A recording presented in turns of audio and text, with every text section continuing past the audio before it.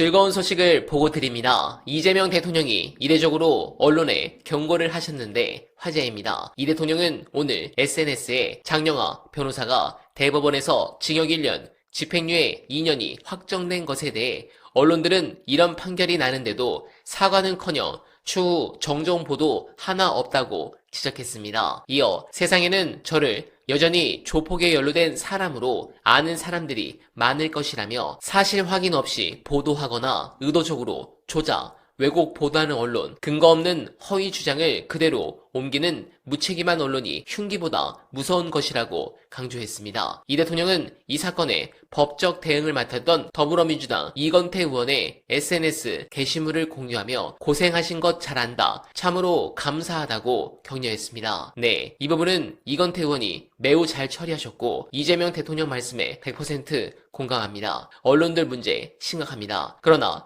그들의 영향력이 엄청나게 줄어들고 있는 것은 본능적으로 직감하는데 최근 다시 쇼츠에서 역주행하며 수백만 조회수를 기록하는 분석 보시고 이어가 보겠습니다.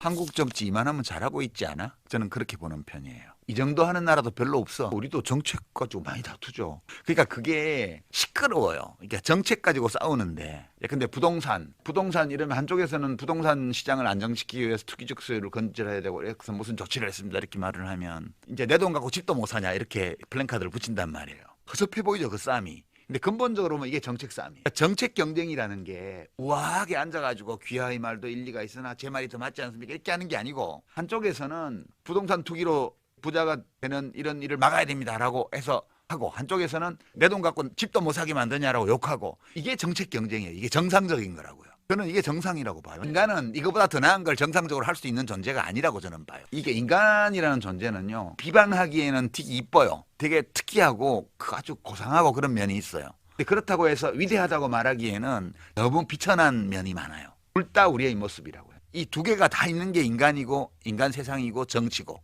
저는 이렇게 보는 편이에요. 정치가 이래야 되는데 우리는 이래. 불편없어.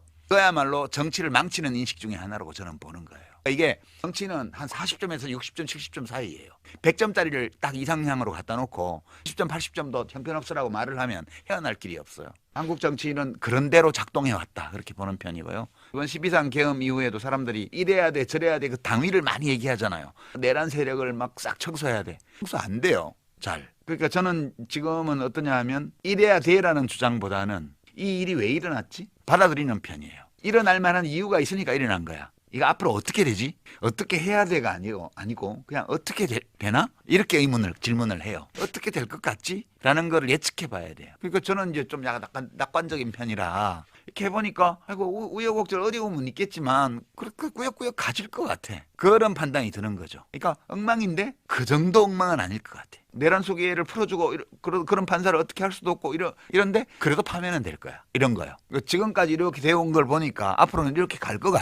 그거보다 훨씬 나빴을 수도 있는데 그래도 이 정도 됐어. 그리고 여기 이상한 일이 벌어지면 다 우리가 한 거야 그거라고 생각하는 거죠. 우리의 현 주소가 거기까지다. 그럼요. 우리가 이러니까 정치가 이런 거지. 어디 외계인이 와서 정치를 하는 게 아니잖아요. 저기 대통령, 국회의원 다 우리가 뽑은 거예요. 전부 다. 왜 저 사람이 대통령 됐죠? 우리가 뽑은 거예요. 우리가 그런 사람을 뽑을 때는 그럴 만한 이유가 있었던 거예요. 저는 해보다가 이거는 안 될 것 같아. 그러면 그만둬요. 정치도 해보니까 내가 할 수 있는 건 여기까지 같아. 더 이상은 안 될 것 같아. 너무 힘들어. 그러면 내가 이거 하려고 세상에 나온 건 아닌데 이만하면 됐지 않아? 또 딴 거 하는 거죠. 행복하게라는 건 너무 이렇게 넓은 표현이고요. 그냥 지금 어색하지 않은 거예요. 오늘 하루가 낯설거나 어색하거나 이런 거요.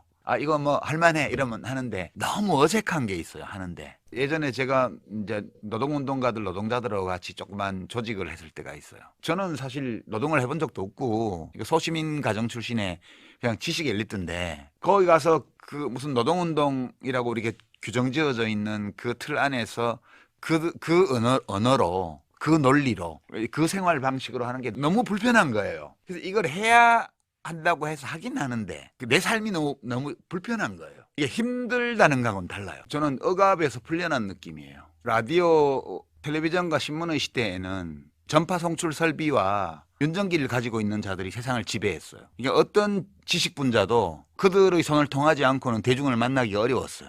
근데 이게 억압이어서 저한테는 저는 한 번도 언론을 축복으로 느껴본 적이 없습니다. 살면서. 상당히 언론이 총애하는 분이셨는데도 불구하고 늘 그 억압으로 느껴졌어요. 적어도 이제 오락 기능을 빼고 보도 기능만 본다면 언론이랑 보도를 말하는 거니까요. 저널리즘은 뭐냐? 뉴스를 결정하는 과정을 말하는 거거든요. 무엇이 뉴스인가? 무엇이 뉴스가 돼야 되는가? 그 뉴스들 중에 어떤 것이 중요한 뉴스인가? 그들이 100년 동안 전 세계를 지배했습니다. 사실상. 근데 그게 그들이 특별한 능력을 가져서 그런 게 아니고 기술적인 제약 때문에 그렇게 됐던 거예요.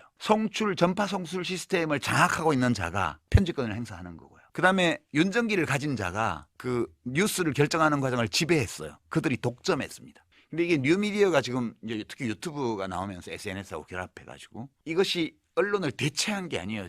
사람들이 되게 잘못 얘기하고 있는데 언론은 대체하지 못해요. 누구도. 신문사 방송국의 언론 독점이 깨진 거예요. 저널리즘 독점이. 이제 그들을 통하지 않고도 뉴스를 결정할 수 있어요. 네, 공감합니다. 그리고 지금부터 이재명 정부가 추구해야 될 정책에 대한 중요한 보고를 드리겠습니다. 여러분, 보통 뉴딜 정책하면 뭐가 떠오르십니까? 후보댐 건설, 테네시강 유역 개발, 네, 경제 대공황으로 거리에 나앉은 실업자들에게 곡괭이와 일자리를 쥐어준 거대한 공공토목 사업, 학교에서 대충 이렇게 배웠죠. 완벽한 오해입니다. 그것은 뉴딜의 껍데기일 뿐입니다. 그 본질을 가만히 들여다보면 공장문이 닫혀 쫓겨났던 노동자, 빚더미에 앉은 농민, 진보적 지식인들, 심지어 이대로 가다간 다 죽겠다며 경제 회복을 간절히 원하던 합리적인 보수 유권자들까지 모두 루즈벨트라는 거대한 용광로 속으로 빨려 들어왔습니다. 보수냐, 진보냐는 낡은 이념의 벽을 허물고 오직 내 삶을 지켜주는 국가라는 실질적인 이해관계를 매개로 다양한 계층이 하나로 뭉친 겁니다. 이 기막힌 뉴딜 연합은 이후 미국 정치를 무려